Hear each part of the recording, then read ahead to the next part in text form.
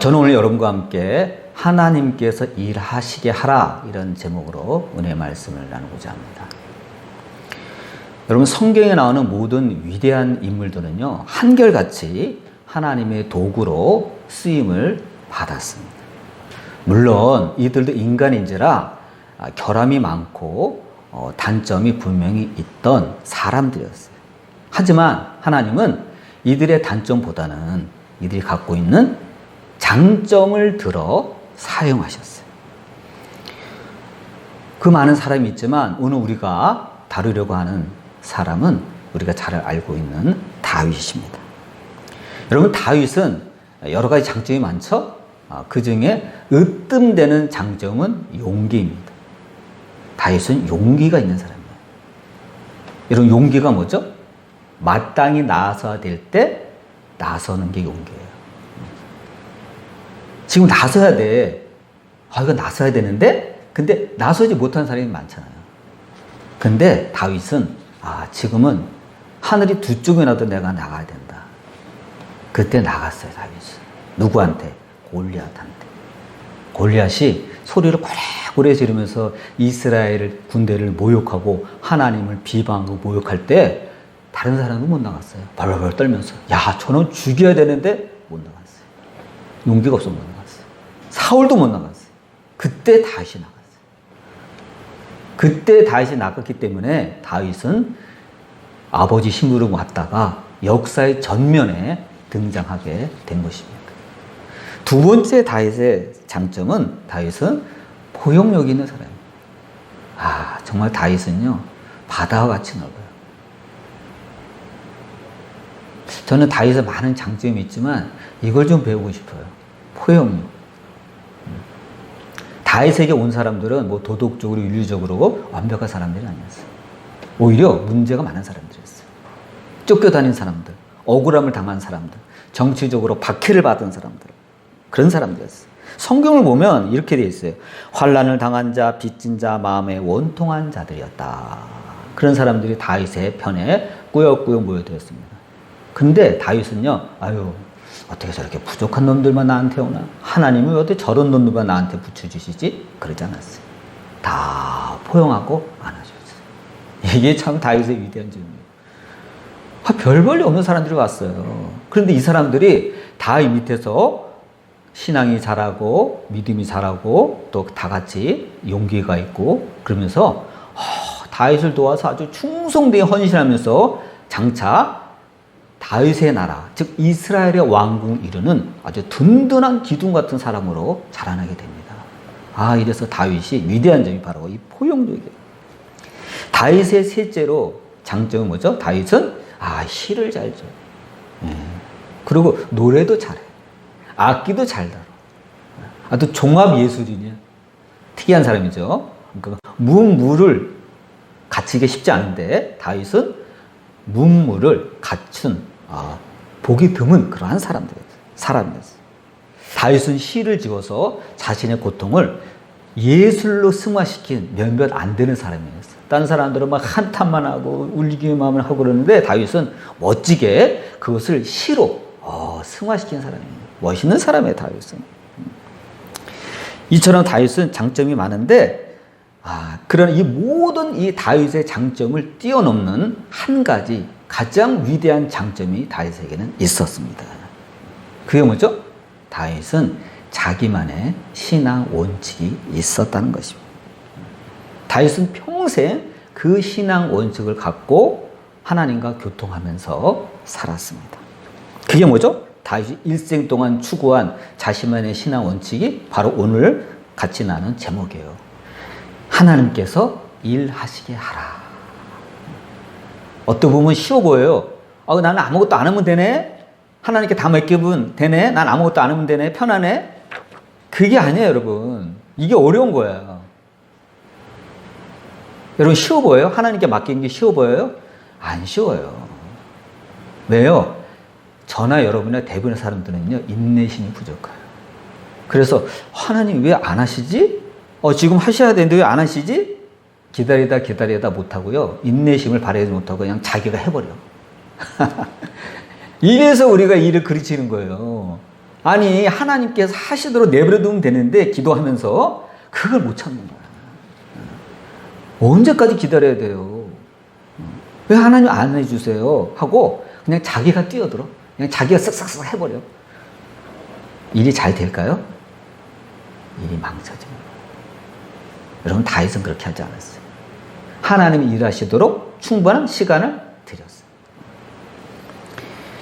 여러분 다윗이 살면서 죄를 지은 경우가 있습니다. 언제 죄를 졌죠? 자기가 세운 원칙을 스스로 지키지 않았을 때 다윗은 죄를 짓고 말았습니다. 그 유명한 인구조사 사건 있잖아요. 부하들이 왕이시여 하나님 원하시면 더 줄 수도 있는데 왜 세상 이렇게 인구조사를 하십니까? 아니야 해. 자기 원칙을 어긴 거예요. 그때 다윗이 무너졌어요. 또 하나 뭐죠? 밧세바를 범한 거. 그것도 자기 원칙을 무너뜨린 거예요. 요거만 제해놓고 다윗은요 거의 완벽했습니다. 우리가 아는 것처럼 다윗이 그가 가진 장점 가운데 정말 가장 위대함을 발휘한 것은요 다윗이 그의 정적이었던 사울을 대할 때예요. 여러분 살다 보면 미운 사람이 생깁니다. 저놈은 정말 괜히 미워. 뭐 준 것도 없이 미워. 그런 놈들이 생겨요. 살다 보면. 뭐 정도의 차이는 있지만 다윗과 사울은요 그런 사람이에요. 물론 다윗이 먼저 도발한 건 아니고 사울이 먼저 도발했죠. 왕이 사령관을 임명했더니 얘가 너무 일을 잘해. 나갔다 오면 지질 않아. 백전백승이야.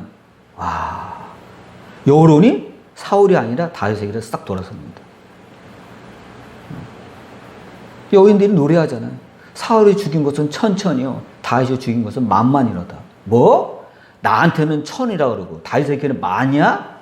거기서부터 사울이 확 돌아버립니다. 죽여야 되겠구나. 저놈 살려놨다간 내 왕위가 위험하겠구나. 우리 아들이 이어받아야 되는데 저놈한테 가겠구나. 그때부터 쥐잡듯이 다윗을 찾으러 다닙니다. 여기 본문에 보니까 뭐라고 되어 있죠? 다윗 한 명 잡으려고 3,000명이나 동원했어. 3,000명. 완벽하게 죽이겠다는 거야. 다윗 옆에도 게릴라 부대처럼 부하들이 있으니까 한 번에 포위해서 죽이겠다는 거야. 다윗을 사울이 이렇게 대했어요. 늘 시샘하고 견제하고 죽이려 했습니다.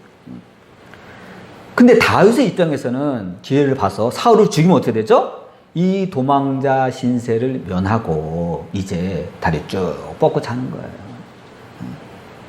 그렇잖아요. 그런데도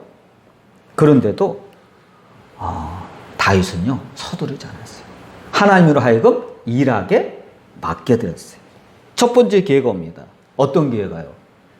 다윗이 사울을 죽일 수 있는 기회가 옵니다. 사무엘상 24장에 보면 다윗이 엔게디 광야의 소굴에 있을 때, 동굴에 있을 때 그것도 누가 밀고를 합니다. 왕이시여 다윗이 나타났습니다. 그래? 병력을 대거 이끌고 추격을 합니다. 물론 다윗은 숨었죠. 근데 다윗이 숨어있는 동굴에 사울이 혼자 개인적으로 소변을 보러 들어옵니다. 그곳에 다윗의 그 군대가 있는지 모르고. 그래서 얘기합니다. 왕이시여, 이건 철의 기회입니다. 이건 하나님께서 주신 기회입니다. 여러분 안 그러겠어요? 죽입시다. 죽이면 끝나는 거야, 이제. 그렇죠? 이제 도망 안 다녀도 돼요. 지긋지긋하게. 맨날 피난살이 안 해도 돼. 그때 다윗은 어떻게 했죠? 하나님의 뜻을 살핀 거예요. 저거 죽여야 되는데 정말 기회긴 기회다. 맞는 얘기인데? 근데 다윗은 그때 하나님의 뜻을 살폈다고 했어요. 그러고 나서 뭐라고 하냐, 다윗이 부하들한테 여호와의 기름 부음을 받은 자를 죽인 것은 합당하지 않다. 그건 여호와께서 금하신 것이다. 그래서 그를 살려줍니다. 여러분 옛날에는 이 선지자나 왕을 세울 때 기름을 붓습니다. 머리에 제사장이 기름을 임명을 합니다. 사울 하나님께서 사무엘 선지 통해서 기름 부은 사람이야. 하나님이 세우신 사람이야. 어떻게 내 마음대로 죽여? 안 돼. 거부했습니다. 이때 만약 다윗이 부하들 말 들어서 큰일 났어요. 큰일 날 뻔했어요. 여러분, 이게 하나님을 경외하는 마음이 없다면 이런 마음이 일어날까요? 안 일어나죠. 다윗은요, 하나님 눈치를 보고 사는 사람이에요. 여러분, 우리가 얼마나 하나님 눈치를 안 보는 줄 아세요? 우린 뻔뻔해요. 우리 하나님이 저 하늘에 계신 분인데 뭐. 맞아요. 천상 보좌에 계세요. 그러나 하나님은 동시에 여기에도 계시고 여기에도. 여러분 옆자리에도 있는 거예요. 그래서 하나님은 무소무지하시다 그랬잖아요. 하나님은 영이시기 때문에 가능한 거예요. 여러분, 생각보다 하나님은 엄청 가까이 있습니다. 바로 옆에 있어요. 바로 옆에. 다 듣고 있어요. 다 보고 있어요. 다 보고 있어요. 여러분, 하나님의 은혜가, 하나님의 복이 언제 임하실지 몰라. 한마디로 하나님 마음이에요. 딱 오랫동안 지켜봤더니 얘가 요즘 변했는데, 옛날보다 좀 나아졌는데, 신앙심이 생겼는데, 나에게 충성됐는데, 그러면 여러분, 하나님이 여러분에게 얼마든지 보너스 줄 수 있어요. 진짜 큰 상은 나중에 주시더라도 중간중간에 격려 차원에서 보너스 주실 수 있는 분이 바로 하나님이에요. 그걸 알아요. 여러분, 하나님은 멀리 계시잖아요. 바로 다윗의 바로 옆에 있었어요. 바로 그 동굴에 있었어요. 우리가 그걸 알아야만 합니다. 그래서 사울왕 몰래 가가지고 어떻게 되죠? 사울 쭉 늘어진 겉옷자락만 잡고 살짝 뺐어. 참 사울도 둔하긴 둔해. 뒤에 몰래 와가지고 쭉 늘어진 겉옷 왕이 입는 그 옷 가운 살짝 베고 물증으로 갖고 있는 거야. 이게 뭐예요? 내가 당신 죽일 수 있었는데 살렸다는 거야. 이 옷자락이 물증만 확보한 거야. 기가 막힌 사람이야. 두 번째 기회가 뭡니까? 사무엘상 26장에 나옵니다. 다윗이 우리가 읽은 본문 10광야에 숨어 있을 때 누가 또 정보를 밀고를 합니다. 왕이시여, 다윗이 또 나타났습니다. 그래 이번에 3,000명을 이끌고 가서 포위를 했어요. 근데 다윗과 그 종자들은 숨었다 그러죠. 그래서 거기서 밤에 야영을 하는데 정탐구를 딱 보냈더니 가운데 사울이 딱 누워 자고 있고 뺑 둘러서 같이 돌아온 병사들이 같이 자고 있는 거예요. 얼마나 깊이 잠들었으면 가도 몰라. 세상에. 가도 몰라. 성경에서 뭐라고 되어 있죠? 뭐라고 되어 있어요? 하나님께서 여호와께서 그들로 하여금 깊이 잠들게 하셨다. 몰래 산 것 같더니 옆에 창이 다 꽂아 있어. 사울 옆에. 무기 갖고 갈 것도 없어. 사울의 창이잖아요. 이거 갖고 아비새가 뭐라 그러죠? 왕이시여. 두 번 꽂을 것도 없습니다. 한 번이면 사울 죽입니다. 죽입시다 이러잖아요. 와. 저는 이때 다윗은 아니지만 다윗이 굉장히 좀 혼란에 빠질 수도 있어요. 왜죠? 한 번 놓쳤잖아요. 한 번.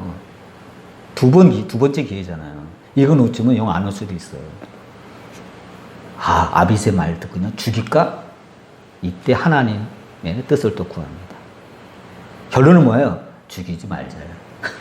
죽이지 말자. 죽이지 말자.